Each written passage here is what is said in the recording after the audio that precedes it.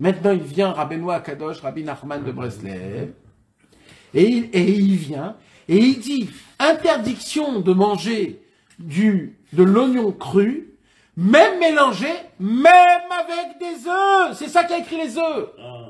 Quand il écrit les œufs, il dit pas au sujet de la salade. Il dit, vous voyez ce qu'il a dit, le Baal Shem Tov? C'est sur ça que je dis. Ve'afilu beShabbat. Même pour Shabbat. Ceux qui croient que Shabbat, on peut délirer totalement et se remplir, et se gaver de bouffe parce que c'est une mitzvah, ils se trompent totalement, les gars. Shabbat, c'est pas permis d'être un goinfre. Rabbeinu, il a dit, c'est important de manger Shabbat. C'est important de avoir beaucoup de... D'honorer le Shabbat. Oui, mais comment honorer le Shabbat? Avec une belle table. Alors tu honores ton ventre, pas le Shabbat. C'est ça qu'il dit Rabbeinu. Il dit Rabbeinu, quand tu mets beaucoup à table à manger, tu honores pas le Shabbat, tu honores ton ventre.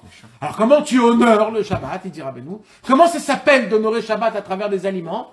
De goûter plusieurs choses, mais en petite quantité. C'est ce qu'on a dit tout à l'heure. Tu peux avoir une belle table et manger un petit peu. Exactement. C'est honorer Shabbat. C'est pas de se goinfrer, se pitrer. C'est ça.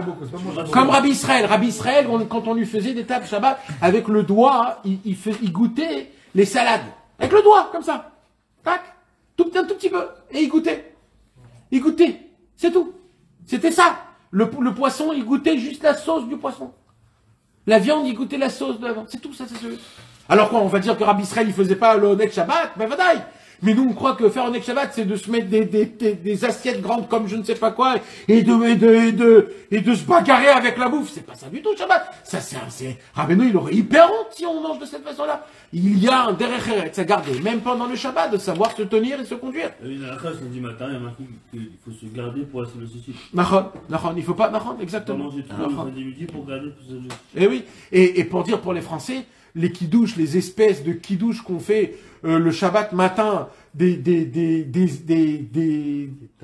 tables, je ne sais pas quoi, et après on arrive à la maison, on bouffe rien. S'il n'y a pas plus grave que ça au monde, mes amis. C'est pas le kidouche, on rappelle pas le kidouche du Baal Shem Tov. Oui, mais pas à 10h du matin.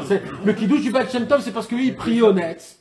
Alors, pour pas rester jusqu'à l'après-midi, il faisait un petit kidouche le matin. Mais pas quand tu fais pas un kidouche quand tu vas prier à 9h du matin et tu termines à 11h, tu fais pas un kidouche. Non, tu peux faire un kidouche avec Stam, une olive, un truc. Oui, mais ça veut dire, pourquoi faire si tu vas rentrer chez toi à la maison? Tu comprends ça, le Inyan? Tout le concept Pas pour les brachot. Non. Tout le concept du kidouche, c'est que c'était pour pas jeûner pendant Shabbat, même un Ta'anit Sha'ot.